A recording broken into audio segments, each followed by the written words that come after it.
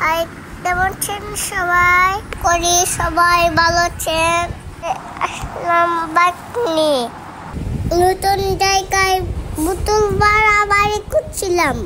পরে ডগ ছিল, সে দেখতে পেয়েছি। ওকে বলছি ওটো ওটো, বাবার সাথে এবার দেখছি এবার দিয়ে নৌকা যাচ্ছিল। নৌকা মাঝি দাদা বড় বড় ফিশ ধরছিল।